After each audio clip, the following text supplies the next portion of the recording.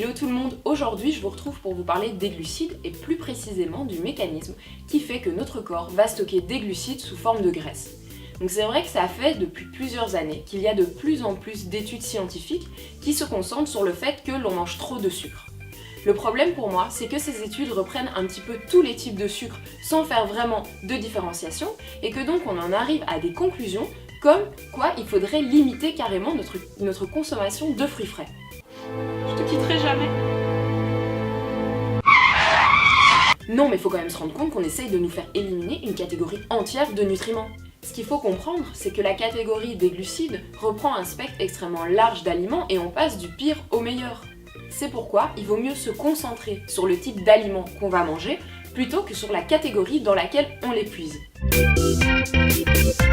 Cette catégorie des glucides comprend premièrement les glucides complexes naturels qui sont une source stable d'énergie. J'entends par là les céréales complètes, les légumineuses et les féculents. Un des gros avantages de ce type d'aliments, c'est qu'ils contiennent une part non négligeable de fibres, dont des fibres solubles, qui ont une fonction très importante, puisqu'elles se transforment en gel lorsqu'elles arrivent dans notre estomac, ce qui fait que ça ralentit le temps de digestion de l'aliment. Ainsi, on va avoir un sentiment de satiété qui va être plus long, puisque le sucre contenu dans cet aliment va se libérer petit à petit dans notre sang.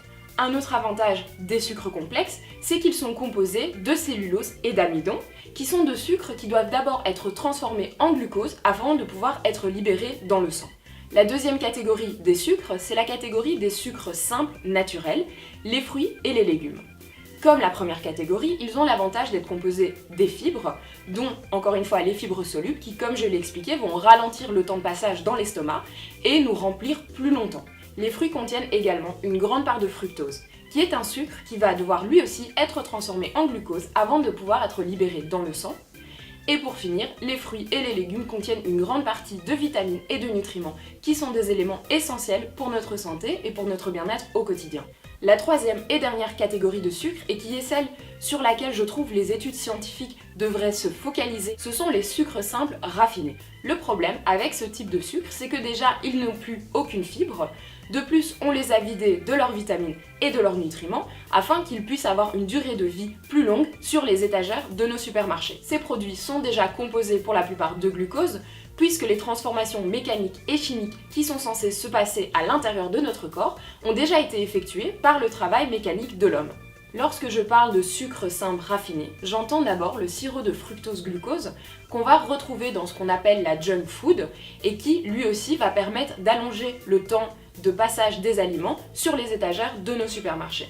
Les sucres simples raffinés reprennent également le sucre blanc de table, qui est le sucre qu'on va utiliser par exemple en pâtisserie ou que vous allez rajouter dans votre café, et reprend également en fait les féculents et les céréales qui vont être hautement transformés par l'homme pour devenir du riz blanc, des pâtes blanches ou simplement de la farine blanche. Le gros souci avec cette catégorie de sucres, c'est qu'ils vont libérer une tonne de glucose hyper rapidement dans notre circulation sanguine.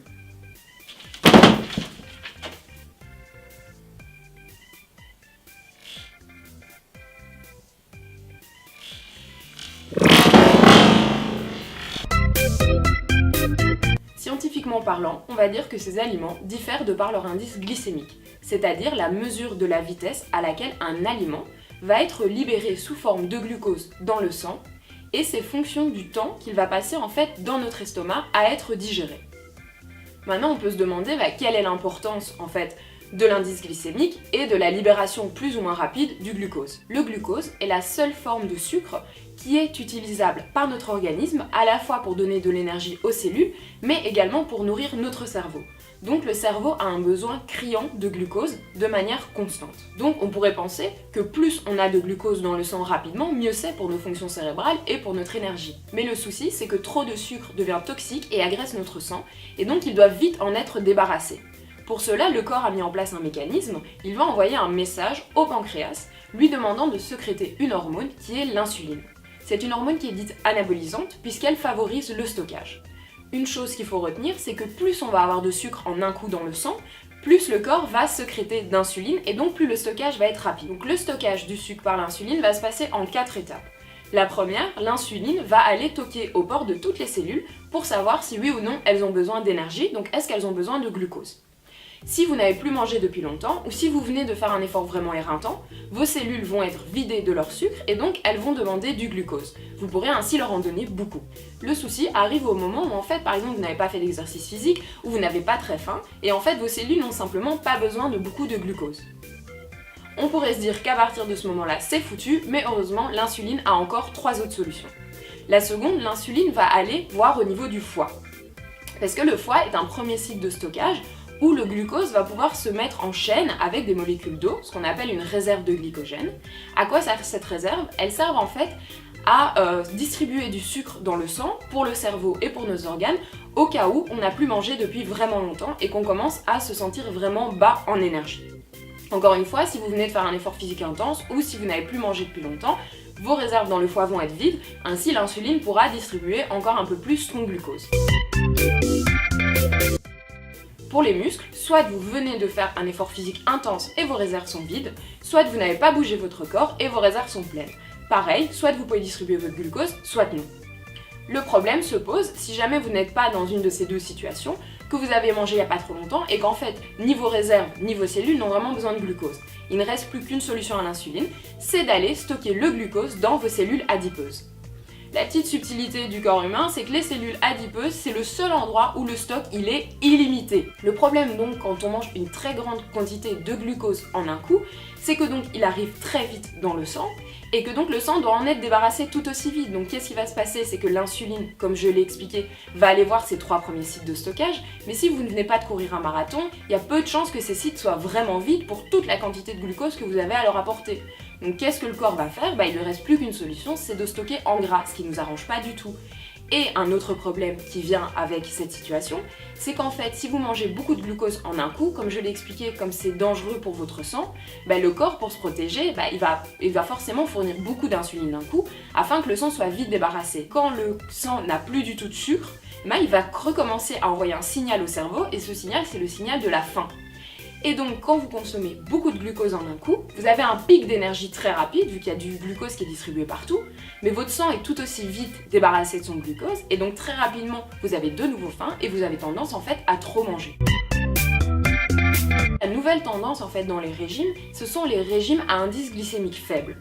Donc comme je l'ai expliqué, à première vue, ça peut paraître la meilleure solution. Tant que vous mangez des sucres à indice glycémique faible, le glucose va être lentement libéré dans votre sang, vous allez devoir produire une toute petite quantité d'insuline, et généralement, ce peu de glucose va servir à vos cellules et à vos réserves, et vous n'aurez pas besoin de le stocker sous forme de graisse. C'est tout à fait juste, mais il y a une précision qu'il faut savoir, c'est qu'en fait, l'indice glycémique d'un aliment peut être ralenti si dans cet aliment, il y a soit du gras alimentaire, soit des protéines. Je sais pas si maintenant vous me suivez et vous voyez où je veux en venir, mais ça veut dire que certains aliments, comme par exemple, prenons un donut qui va être extrêmement riche en graisse, va lui aussi être digéré plus lentement dans notre estomac à cause de ses acides gras, mais ça veut pas du tout dire que parce que son indice glycémique est plus faible, qu'on ne va pas finir par stocker en gras. Ce type d'aliment, on le sait tous, ça favorise aussi la prise pondérale, mais tout simplement parce que ça met en jeu d'autres types de mécanismes.